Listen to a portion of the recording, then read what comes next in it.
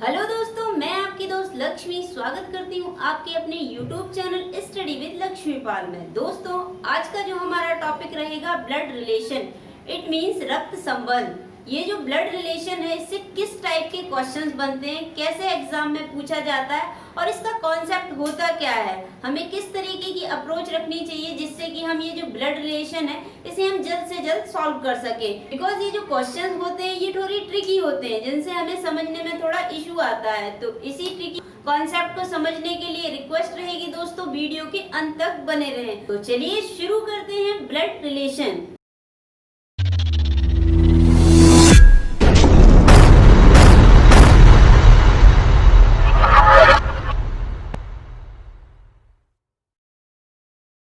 दोस्तों, आज का जो हमारा टॉपिक रहेगा blood relation, it means Hindi में कहें तो रक्त संबंध। अब ये जो ब्लड रिलेशन ये होता किस तरीके से है, फर्स्टली तो अगर इसको हम डिफाइन करें तो ये दो भागों में डिवाइड रहता है। ओके, दो भागों में डिवाइड या इट मींस दो भाग कौन कौन से हैं इसके।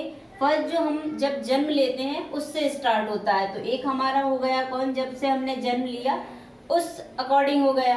देन सेकंड क्या हुआ, जब हमारी शादी हो जाती है उसके बाद का रहता है। तो सेकंड हमारा हुआ कि जब हमारी शादी हुई उसके बाद। इट मींस कि जो ब्लड रिलेशन है दो भागों में कैसा हुआ, एक तो हो गया कौन सा, पैटर्नल तो हुआ पैटर्नल, इट मींस कि हमारे पिता की साइड से। ओके, अब सेकंड क्या आया, हमारी माता की साइड से। इट मींस कि जब हमारी पापा की शादी हुई तो हम जब पैदा हुए तो हमारा दो तरफ से रिलेशन हुआ, या इनका जो एक जो पक्ष हो गया कौन सा, इनका जहाँ जन्म हुआ है वहां से। देन सेकंड जो पक्ष हो गया क्या हो गया कि इनकी जब शादी हुई, इट मींस कि जो मैटरनल है उसके अकॉर्डिंग। ओके, तो ये दो हमारा जो ब्लड रिलेशन है ये दो पार्टों में डिवाइड हो गया, एक पैटर्नल एक मैटरनल। अब ये तो बात हुई इसके टाइप्स की कि ये दो टाइप में डिवाइड हो गया। अब ये तो हमने बात की इसके कि ये दो टाइप में डिवाइड हो गया है, एक पैटर्नल एक मैटरनल। अब इसके बाद जो पैटर्नल है उसमें कौन कौन से हमारे रिलेशन आते हैं। ओके, तो जो पैटर्नल है उसमें हमारे जैसे कि चाचा चाची हुए, हमारी बुआ हुई, फूफा जी हुए, ये हमारे सब क्या आ गए पैटर्नल में। देन मैटरनल में क्या क्या कौन कौन से रिलेशन आते हैं हमारे, जैसे हमारे मामा मामी हुए, मौसी हुई, ओके, हमारे नाना नानी हुए, सब हमारे मैटरनल के अकॉर्डिंग आते हैं। तो ये तो हमने बात की पैटर्नल एंड मैटरनल की। तो रिलेशन जो है हमारा किस दो भागों में डिवाइड हुआ, एक पैटर्नल और एक मैटरनल। अब अगर रिलेशन के अकॉर्डिंग हम बात करें तो जब भी अगर हम ब्लड रिलेशन के क्वेश्चंस करते हैं, ब्लड रिलेशन का मीन्स ही होता है कि हम जो ब्लड से रिलेटेड हैं उनके अकॉर्डिंग क्वेश्चंस आते हैं और उसी के अकॉर्डिंग पूछे जाते हैं। और दो पक्ष होते हैं इसके, एक हमारे जब जन्म हुआ देन उसका पक्ष, देन सेकंड हमारा जब शादी हुई उसका पक्ष। तो ये दो पक्ष में डिवाइड हो गया। अब इसके जब क्वेश्चन आते हैं तो इसके अकॉर्डिंग कुछ जेंडर होते हैं, ओके, तो उनको भी डिफाइन करना होता है। अब इसके जो जेंडर होते हैं उन्हें हम किस तरीके से डिफाइन कर सकते हैं।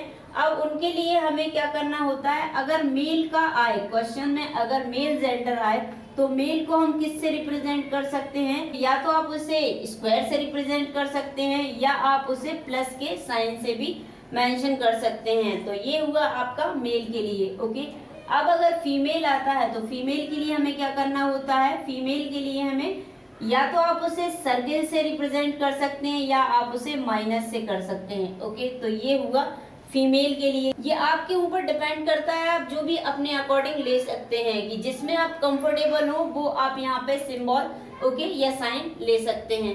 ये हुए हमारे मेल और फीमेल। जब कपल की बात आती है, अगर कपल की बात आती है तो अगर कपल का कोई ऐसा जोड़ा आता है, तो अगर जैसे हस्बैंड वाइफ का जोड़ा, दादा दादी का जोड़ा, नाना नानी का जोड़ा, ओके, हमारे जो चाचा चाची का जोड़ा, तो ये कपल भी होंगे। अब अगर हम जो रिलेशन की ट्री बनाएंगे, ओके, इट मीन जो हमारे रिलेशन का डायग्राम होगा उसको जब हम ड्रॉ करेंगे तो उसमें ये रिलेशन तो आएंगे।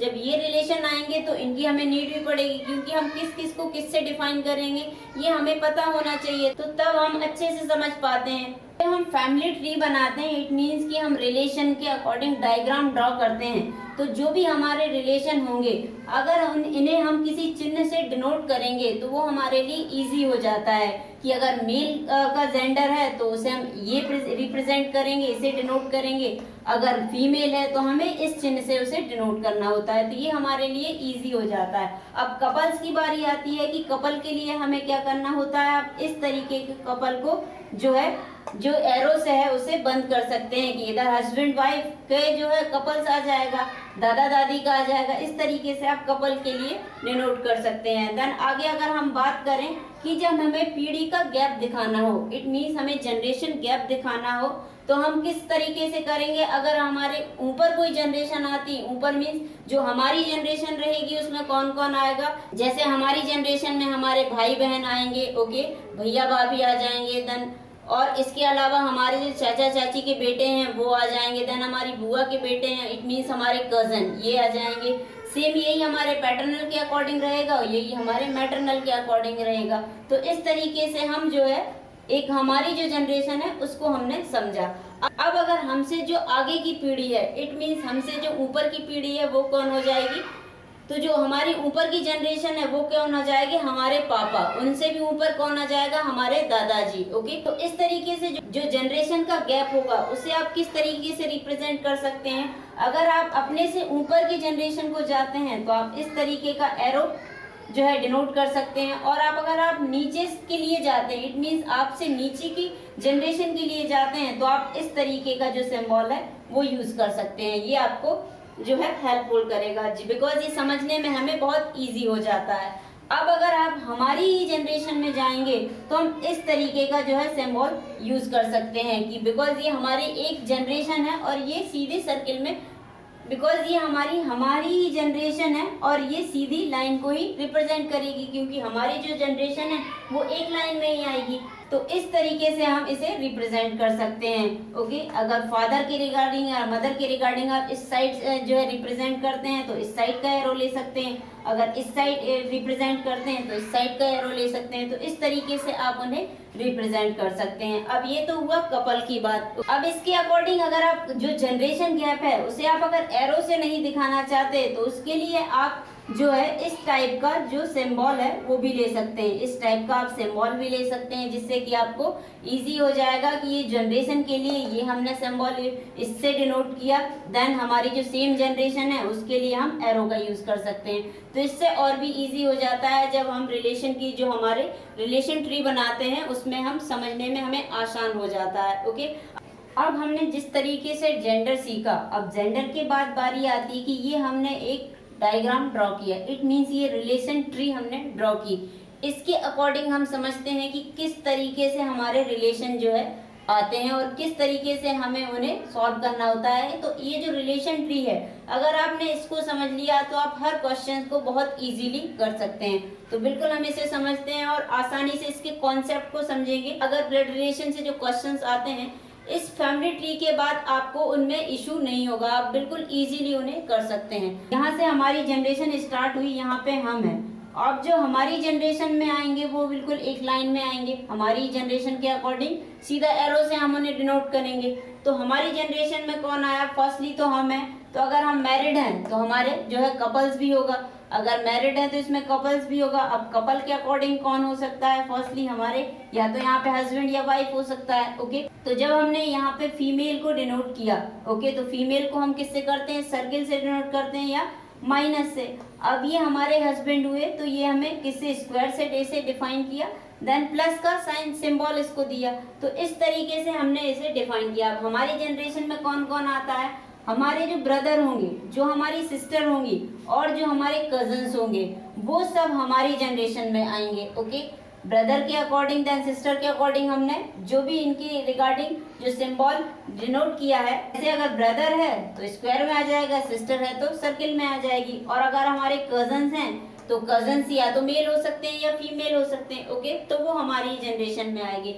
ये हुआ हमारा कौन सा, मैटरनल। एक तो रिलेशन हो जाता है कौन सा, हमारा खुद का फैमिली जहाँ हमने जन्म लिया है तो उसका हो जाता है। देन ससुराल मतलब होता है, इसे मीन्स कह भी सकते हैं कि जो इन लॉज की फैमिली होती है। तो इधर जो हमारा परिवार आ गया, देन सेकंड क्या आ गया, इन लॉज फैमिली। तो जो रिलेशन है वो दो भागों में डिवाइड हो गया। फर्स्टली तो कह सकते हैं maternal and paternal, then second thing इसे क्या कह सकते हैं क्या, कि जो हमारी फैमिली है देन उसे हम रिप्रेजेंट करेंगे, देन इन लॉज की फैमिली है उसे रिप्रेजेंट करेंगे। तो ये पूरी हमारी फैमिली ट्री हो गई। इसके अकॉर्डिंग जब हमने हमारी जनरेशन को समझा, तो अब जो हमारा हस्बैंड है, इट मीन्स की जो हमारी इन लॉज की फैमिली है, उसको हम किस तरीके से रिप्रेजेंट करेंगे। हस्बैंड का जो भाई होगा, ओके, या बहन होगी, वो एक ही ट्री में आ जाएगी, ओके, एंड उसके कजन्स होंगे। तो ये सारे एक ही जो जनरेशन में आ जाएंगे। अब इनके लिए क्या करना होता है, अगर हमारी तरफ से हम इसको देखें, ओके, तो जो हस्बैंड का भाई होगा वो हमारा क्या लगेगा, ब्रदर इन लॉ। जो हस्बैंड की सिस्टर होगी वो हमारा क्या लगेगा, सिस्टर इन लॉ। सेम यही कंडीशन इधर से भी अप्लाई होती है कि अगर ये दो इसके भाई बहन हैं, इनके रिलेशन से मैं इनकी क्या लगी, भाभी, it means sister in law, okay. तो इस अकॉर्डिंग इनकी ये जो कजन्स है, इनकी भी मैं क्या लगी, भाभी, it means sister in law. और ये मेरे अगर कजन्स हैं, अगर मेल होगा तो brother in law, then female होगा तो सिस्टर इन लॉ। इस तरीके से ये हमारा जो इन लॉज का फैमिली है वो हमने रिप्रेजेंट किया। अब अगर हमारी फैमिली के अकॉर्डिंग आते हैं, सेम इसके अकॉर्डिंग भी यही रहेगा कि जो मेरे भाई या बहन या मेरे जो कजन्स होंगे वो इस साइड होंगे, और इस तरीके से हम उन्हें डिनोट कर सकते हैं, ओके। जो हमने जेंडर का सिंबल है वो भी यहाँ पे रिप्रेजेंट किया है। अगर मेरे हस्बैंड की तरफ से देखें तो मेरे हस्बैंड का ये मेरा भाई क्या लगेगा, ब्रदर इन लॉ। सेम यही कंडीशन इस पे भी अप्लाई होगी कि जो मेरे भाई हैं उनके मेरे हस्बैंड क्या लगेंगे, brother in law, okay. Sister के भी क्या लगेंगे, ब्रदर इन लॉ। अगर मेरी हस्बैंड की तरफ से देखिए तो मेरी सिस्टर उनकी क्या लगेगी, सिस्टर इन लॉ। तो इस तरीके से हमने इसे डिफाइन किया। सेम यही कंडीशन कजन्स पे भी अप्लाई होती है। तो ये हमने देखा हमारी जनरेशन। अब ये तो हो गई हमारी जनरेशन। अब हम इसकी आगे की पीढ़ी को देखते हैं। तो हमने इससे पहले भी जब जो सिंबल्स रिप्रेजेंट डिनोट करने के लिए कहा था कि हम किस से इसे डिनोट करेंगे या रिप्रेजेंट करेंगे, कि जो जनरेशन गैप है हमने इस टाइप से इसे रिप्रेजेंट किया, ओके। तो जो जनरेशन गैप है, अब हमारे ऊपर की जो जनरेशन कौन सी रहेगी, हमारे पिता की जनरेशन। तो ये हो गए हमारे ऊपर की फर्स्ट जनरेशन, इट मीन्स हमारे पिता की जनरेशन। अब इस साइड का हमारा जो मदर के साइड से रहेगा वो हमारा मैटरनल रहेगा, देन हमारे पिता के साइड से रहेगा वो मैटरनल रहेगा। अब इस केस में हम देखते हैं कि फर्स्टली आप चाहें तो इसको ना रिप्रेजेंट करके, बिकॉज ये अगर आपके हस्बैंड की साइड से होगा तो भी सेम ही केस आएगा, देन अगर आप अपनी फैमिली से इसे रिप्रेजेंट करेंगे तब भी सेम ही केस आएगा। बट अगर हम इसे देखते हैं, ओके, तो इस कंडीशन में हम क्या देखते हैं, जब हमारे पिता हैं देन इनकी ये वाइफ हुई, इट मीन्स कि इस साइड के जो भी रिलेशन जाएंगे, ओके, इस साइड जो भी रिलेशन आएंगे, इट मीन्स कि हमारे पिता के ब्रदर, पिता की सिस्टर एंड उनके कजन्स, वो सब क्या होंगे, हमारे अंकल एंड आंट, ओके। तो वो हमारे एक पीढ़ी ऊपर ही रहेंगे। क्यों? क्योंकि वो हमारी जनरेशन के ऊपर जो जनरेशन है, फर्स्ट जनरेशन, उसके अकॉर्डिंग जनरेशन में आते हैं। तो वो हमारे क्या होंगे, हमारे पिता के भाई या बहन क्या होंगी, हमारी आंटी या अंकल, ओके, या उनके कजन्स भी हमारे क्या होंगे, आंटी या अंकल। इस तरीके से हमने इसे रिप्रेजेंट किया। अब अगर हम मैटरनल के अकॉर्डिंग जाते हैं, इस साइड क्या आएगा हमारा पैटर्नल, देन इस साइड क्या आएगा हमारा मैटरनल। इस तरीके से हमने इसे रिप्रेजेंट किया। अब इसके आगे बढ़ते हैं कि जो हमारी माँ, ये हमने किसे डिनोट किया, ये कपल्स हैं, मदर एंड फादर क्या है हमारे, एक कपल्स हुए, तो इनको डिनोट किया हमने इस सिंबल से, ओके। इसको हमने जो एरो का, इसे हमने जो एरो है वो, इसे हमने किससे रिप्रेजेंट किया, एरो को बंद करके, ओके। इस तरीके से अब हमारे माँ के जो भाई हुए वो भी हमारे क्या लगेंगे, मामा, एंड देन उनकी अगर वाइफ होंगी तो वो एक कपल्स हो जाएंगी, वो हमारी क्या लगेंगी, मामी। देन हम सेम केस, अगर हमारी माँ की बहन हुई तो हमारी क्या लगेगी, मौसी, उनके हस्बैंड हुए तो मौसा, देन अगर उनके बच्चे हुए तो सेम इस केस में आ जाएंगे, वो हमारे क्या हुए, कजन्स, ओके। अगर हमारे माँ के कजन्स हुए तो वो भी हमारी इसी जनरेशन में आएंगे, किस जनरेशन में, जो हमारी माँ की जनरेशन है, ओके, उसमें आएंगे, तो वो हमारे क्या लगेंगे, जो वो भी अंकल या आंट लगेंगे। तो इस तरीके से हमने ये जनरेशन जो है समझा। अब अगर हम इसके अकॉर्डिंग, अगर हमारे हस्बैंड के अकॉर्डिंग हम जनरेशन को जाते हैं, ओके, ये तो हमने माना इसके अकॉर्डिंग। अगर हम हमारे हस्बैंड के अकॉर्डिंग जनरेशन में जाते हैं तो इस तरीके से ये हमारे क्या लगे, ये हमारा क्या हो गया, हमारी फैमिली के अकॉर्डिंग। अब ये आ गई इन लॉज की फैमिली। इनके जो मदर एंड फादर हैं, ओके, वो मेरे क्या लगेंगे, सास ससुर, ओके, इट मीन्स की mother in law and father in law. Same case हमारे हस्बैंड के भी मेरे तरफ परिवार की तरफ से बनता है कि मेरे जो पापा मम्मी हैं इनके mother in law and father in law लगेंगे, ओके। ये मैं इनकी क्या लगूंगी, बहू, okay, it means sister in law. और मेरे जो हस्बैंड है वो मेरे मम्मी पापा की क्या लगेंगे, दामाद, ओके। अब अगर मेरे हस्बैंड की हम जनरेशन को समझे तो सेम इसी केस में आएगा कि उनके जो ऊपर की जनरेशन रहेगी उनके मम्मी पापा की रहेगी, जैसे कि मेरे मम्मी पापा की जनरेशन रही है तो वो सेम एक ही जनरेशन में आएगा। अब इसके अकॉर्डिंग हम समझते हैं कि मेरे हस्बैंड के जो मदर एंड फादर हैं उनकी मैं क्या लगी, बहू, इट मीन्स की कौन लगी, मैं उनकी डॉटर इन लॉ। अब जैसे जो मदर फादर के भाई बहन होंगे मेरे हस्बैंड के, वो भी मेरे क्या लगेंगे, इन लॉज ही लगेंगे, ओके। या तो जो अंकल होंगे या वो आंट होंगी, तो ये इन लॉज की फैमिली हो गया, ओके। सेम यही केस यहाँ पे डिपेंड करता है कि जो मेरे चाचा चाची या मामा मामी या मौसी रहेंगे या बुआ रहेंगे वो मेरे हस्बैंड के क्या लगेंगे, वो भी इन लॉज ही लगेंगे, ओके। मेरे जो हस्बैंड है वो भी उनके क्या लगेंगे, सन इन लॉज ही लगेंगे। तो इस तरीके से हमने इसे डिफाइन किया। तो ये जो हमारी जनरेशन है इसके अकॉर्डिंग ये आ जाता है, देन जो हमारे मदर फादर की जनरेशन है वो ये आ जाती है, ओके। अब ये तो हुआ हमारी जनरेशन के अकॉर्डिंग, ओके।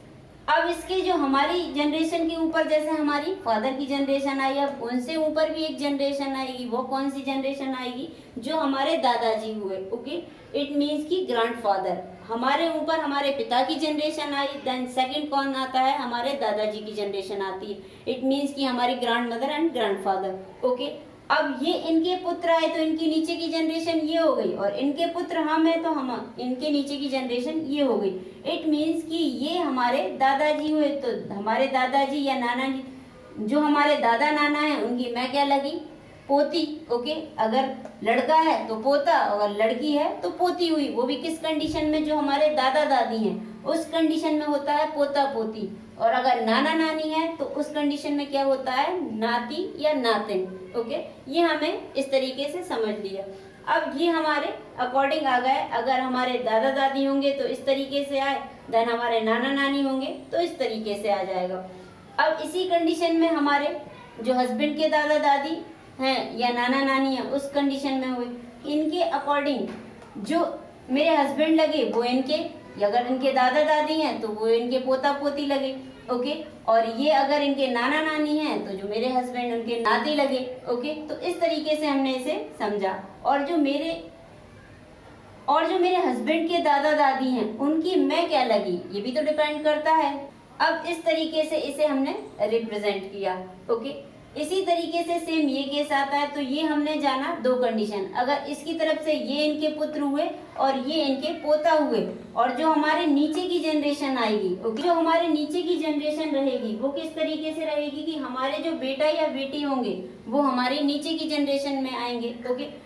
इस मीन्स कौन, या तो हमारा बेटा या हमारी बेटी, या तो हमारे भाई बहन के बेटा बेटी, ये भी जो हमारे नीचे की जनरेशन है, इट मीन्स हमारे जो लड़का या लड़की होगा उसकी जनरेशन, उसके अकॉर्डिंग आएंगे। अब सेम इसी के अकॉर्डिंग ये हो जाएगा, जो हमारे लड़का या लड़की होंगे, अगर भाई बहन है तो इस तरीके से हम डिनोट कर सकते हैं, उसके कजन इस तरीके से आ जाएंगे, ओके। जो फादर की तरफ से अगर कजन है तो वो इस तरीके से आ जाएंगे, अगर मदर की तरफ से उसके कजन है तो वो इस तरीके से आ जाएंगे। तो इस तरीके से हमने इसे डिनोट किया। अब आगे बारी आती है कि ये हमारा पुत्र हुआ, ओके। तो इसके अकॉर्डिंग ये इनके पिता लगे, ओके। और ये जब हमारा पुत्र हुआ तो इसके दादाजी मेरे फादर लगे, ओके। और जब मेरे फादर इसके दादाजी लगे तो मेरे दादाजी मेरे पुत्र के क्या लगे, okay, great grandfather, okay. It means कि दादाजी के दादाजी को क्या कहते हैं हम, ग्रेट ग्रैंडफादर लगे। तो इट मीन्स कि जो मेरे दादाजी हैं उनका तो मैं क्या हो गया, पोता, बट जो मेरा बेटा है मेरे दादाजी का क्या हुआ, परपोता। इस तरीके से इसे आप डिफाइन कर सकते हैं। मेरे फादर का मेरा बेटा क्या हुआ, पोता। तो इस तरीके से ये हमने फैमिली को रिप्रेजेंट किया। ये हमने एक फैमिली ट्री जो है तैयार की। इसके अकॉर्डिंग हम जो है ब्लड रिलेशन के क्वेश्चन समझ सकते हैं। तो आप इसे प्रिपेयर कर लीजिएगा। अगर इस तरीके से ये रिलेशन आपने समझ लिए तो आप पूरे ब्लड रिलेशन को आसानी से कर सकते हैं। इसका कैसा भी क्वेश्चन आ जाए, अगर ये आपको चार्ट समझ में आ जाता है, ये जो हमने ट्री ड्रॉ की है ये अगर आपको समझ में आ जाती है तो आसानी से आप जो है ब्लड रिलेशन के क्वेश्चंस को सॉल्व कर सकते हैं। चलिए आगे बढ़ते हैं, इसके कुछ क्वेश्चंस को हम देखते हैं। अब हमारा फर्स्ट क्वेश्चन क्या रहेगा? फर्स्ट क्वेश्चन है हमारा कि एक महिला की ओर संकेत करते हुए मोना ने कहा, क्या कहा?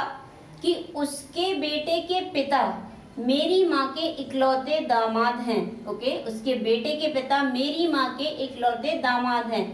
तो मोना का उस महिला से क्या संबंध है जिसकी ओर उसने संकेत किया था? ये अगर इसे हम सॉल्व करते हैं तो किस तरीके से करेंगे? फर्स्टली हम देखते हैं कि ये एक महिला है। ओके, ये एक महिला है जिसकी तरफ मोना ने संकेत करते हुए कहा है। ओके, इसकी तरफ जब मोना ने संकेत करते हुए कहा है तो इट मीन कि इनने क्या कहा कि ये जो महिला की ओर संकेत करते हुए कहा कि इसके बेटे के पिता, इट मीन्स कि इसकी जो नीचे की जनरेशन होगी, ओके, इसके बेटे के पिता, ये उसका क्या हो गया? सन। इसके बेटे के पिता, इट मीन्स कि इसके कौन होंगे? वो हस्बैंड। ओके, ये तो कपल्स हो गए, इसके कौन हुए? वो हस्बैंड। इसके बेटे के पिता मेरी माँ के, इट मीन्स कि इसके बेटे के पिता मेरी माँ के, किसकी माँ के? मोना की माँ के इकलौते दामाद हैं। ओके, तो इकलौते दामाद हैं। इकलौते दामाद मीन्स दामाद कब होगा? या तो ये खुद होगी, ओके, या तो इसकी कोई बहन होगी, या तो इसकी कोई सिस्टर होगी, या ये खुद होगी, तभी तो ये इसका दामाद होगा। ओके, या तो यहाँ पे इसकी जो मम्मी होंगी, इसकी जो भी मदर होंगी, ये या खुद हो सकती है या इसकी सिस्टर हो सकती है। ओके, तो इसकी सिस्टर के अकॉर्डिंग से या तो ये रिलेशन बनेगा या इसके खुद के अकॉर्डिंग रिलेशन बनेगा। तो अब ये तो हमें दिया नहीं है कि इसकी कोई बहन है या नहीं है या ये खुद है। ओके, तो इस तरीके से ये हमने डिनोट तो कर दिया, ये इसके अकॉर्डिंग डायग्राम ये ड्रॉ हुआ कि उसने इस महिला की ओर संकेत करते हुए कहा कि इसके जो इकलौते पुत्र हैं, इट मीन्स, तो इसके अकॉर्डिंग हमने ये डायग्राम तो ड्रॉ कर दिया कि इसकी और इस महिला की ओर संकेत करते हुए कहा कि इसका जो बेटा है उसके फादर, ओके, उसके जो पिता हैं उसकी माँ के इकलौते दामाद हैं। अब दामाद तो उसी को कहते हैं ना, या तो वो खुद का पति होगा या उसकी बहन का पति होगा, तभी तो उसकी मम्मी का वो दामाद लगेगा।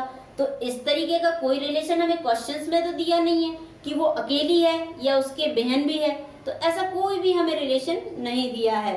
तो इस तरीके से हम इसे डिफाइन नहीं कर सकते हैं। क्यों? जब तक हमें ये पता ना चले कि वो सिंगल सिस्टर है या उसकी कोई भी और भी सिस्टर है, तो तब तक हम उसे कैसे डिफाइन करेंगे? ओके, तो इस तरीके से हमने क्वेश्चंस को सॉल्व किया। अब इसके आंसर कैसे निकलते हैं, तो इसके अकॉर्डिंग हम आंसर जब देखेंगे तो इस तरीके के क्वेश्चंस में के आंसर आपको एग्जाम में दिए होते हैं, इनमें से आपको पिक करना होता है अपना आंसर। तो पहला आंसर क्या है इसमें? पहला ऑप्शन है माँ, देन सेकंड बेटी, देन थर्ड स्वयं या बहन। अब जिसमें हमें कुछ भी डिफाइन नहीं है, ओके, ये नहीं दिया गया है कि ये जो मोना है इसकी बहन है या वो स्वयं है। ओके, तो इसमें ये नहीं बताया गया है, कुछ भी डिफाइन नहीं किया गया है, तो इट मीन्स कि हमारा आंसर क्या जाता है? अगर यहाँ पे आपको दिया होता है कि आंकड़े अपर्याप्त हैं तो आप वो भी लगा सकते हैं। ये नहीं दिया होता और पांचवा ऑप्शन आपको दिया होता है कि इनमें से कोई नहीं, तो आपका आंसर वो भी करेक्ट होगा। तो या तो आप आंकड़े अपर्याप्त तो अगर ऑप्शन आएगा तो वो सिलेक्ट करेंगे, या जो इनमें से कोई नहीं ऑप्शन आएगा तो वो सिलेक्ट करेंगे। तो इस तरीके से हमने ये फर्स्ट एग्जाम्पल समझा। सेकंड एग्जाम्पल जो हमारा रहेगा, क्या रहेगा कि एक फोटो की ओर, एक जो फोटो है उसकी ओर इशारा करते हुए, एक फोटो की ओर संकेत करते हुए सचिन ने कहा, क्या कहा? कि वह मेरे पिता की बहन के, ओके, उसके पिता की बहन के पुत्र की ग्रैंड मदर है। सचिन ने इसकी तरफ इशारा करते हुए कहा, ये एक फोटो है और इसकी तरफ इशारा करते हुए कहा। अब अगर यहाँ पे हमने सचिन को मान लिया, ये हमारा क्या है? सचिन। ओके, यहाँ पे हम इसके अकॉर्डिंग कोई भी जो है जेंडर इसलिए डिफाइन नहीं कर रहे हैं क्योंकि इसका कोई जेंडर डिफाइन नहीं किया है कि ये सचिन लड़का है या लड़की है। अगर होगा तो वो हमें आगे पता चलेगा। तो जब भी अगर हम ब्लड रिलेशन की कोई क्वेश्चन सॉल्व करते हैं तो कोई भी हमें नाम दिया हो तो उसे हम डिफाइन नहीं करेंगे। ओके, डिफाइन करके ये नहीं कहेंगे कि ये मेल है या फीमेल है। ओके, ये सचिन है, ये हमने सचिन को माना। अब सचिन के जो कौन है, सचिन ने इशारा किसकी तरफ किया था? एक फोटो की तरफ। तो इसका रिलेशन हम इसका हम रिलेशन कैसे बताएंगे कि सचिन के अकॉर्डिंग क्या कहा था कि सचिन के पिता कौन है, सचिन के पिता, इट मीन्स कि ये हम क्या हो गए, हमारी जनरेशन। अब सचिन के पिता कौन है, इसकी सेकंड जनरेशन यानी इसकी फर्स्ट जनरेशन में आएंगे, तो फर्स्ट जनरेशन में ये इसके सचिन के पिता आ गए। अब सचिन के पिता की बहन, इट मीन्स कि ये इनकी बहन होगी, तो बहन को हम सर्किल से डिफाइन करेंगे, ये इनकी बहन हो गई। ओके, अब आगे हम चले तो बहन का जो पुत्र होगा, इट मीन्स बहन का पुत्र हमारा क्या होगा, कजन हो गया, तो ये भी हमारी जनरेशन में आ गया। तो बहन का जो पुत्र इट मीन्स मेरा कजन। ओके, जिनके पुत्र की नानी है तो इट मीन्स क्या हो जाएगा, ये इसकी ऊपर की जनरेशन हो जाएगी, ये इसकी बहन की माँ होगी, तभी तो ये इसकी नानी हुई।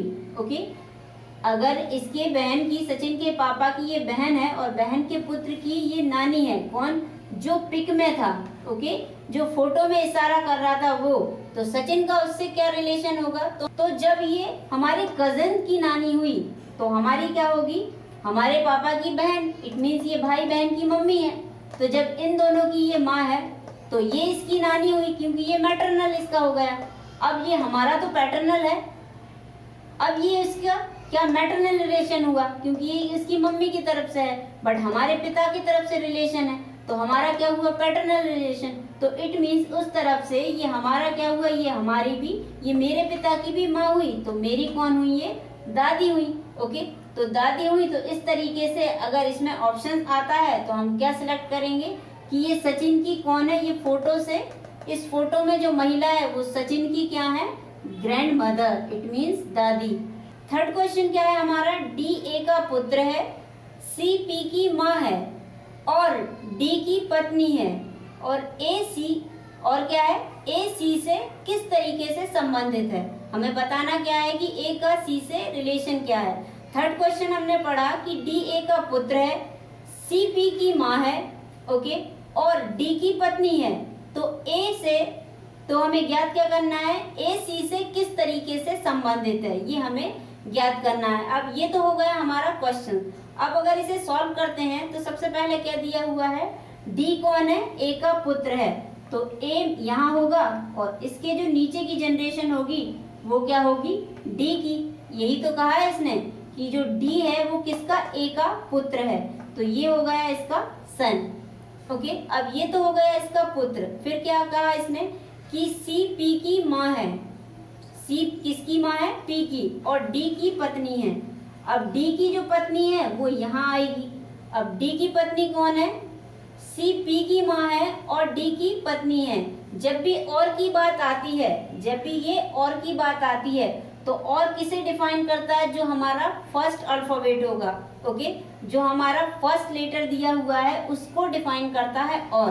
तो डी की पत्नी कौन होगी, सी, ओके, क्योंकि सी के ही बारे में तो ये बोल रहा है कि सी पी की माँ है और किसकी, डी की पत्नी है।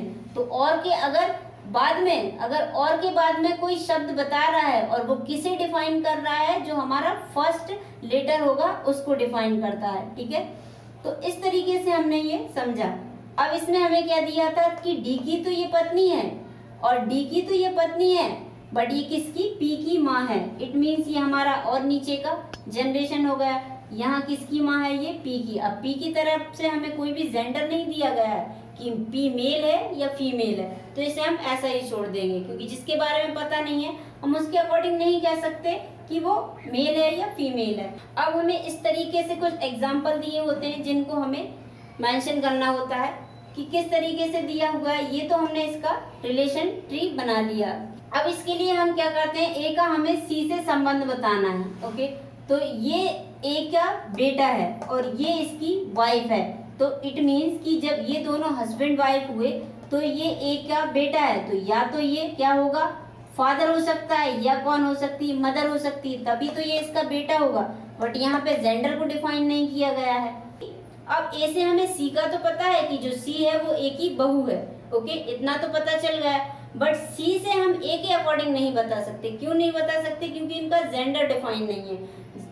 ये ए माँ भी हो सकती है और पिता भी हो सकते हैं, तो इनका कोई भी जेंडर डिफाइन नहीं है। तो जब इसके अकॉर्डिंग, जब हमारे पास इसकी डिटेल नहीं होती तो हमारे पास क्या है, आंकड़े, जो हमारा क्वेश्चन का आंसर रहेगा।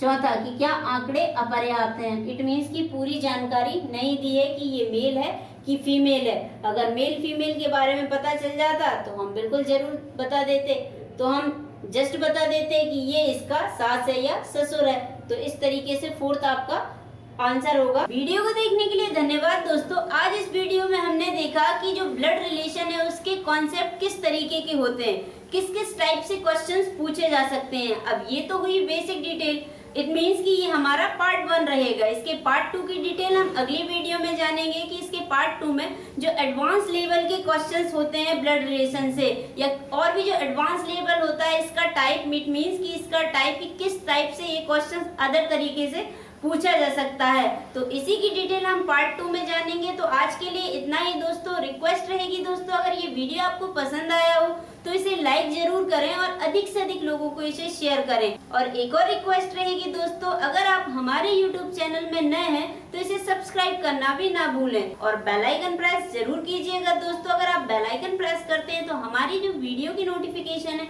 वो आपको सबसे पहले रिसीव्ड होते हैं। तो आज के लिए इतना ही दोस्तों, कल हम फिर मिलेंगे ब्लड रिलेशन के पार्ट 2 के साथ। तो तब तक के लिए नमस्ते दोस्तों एंड जय हिंद।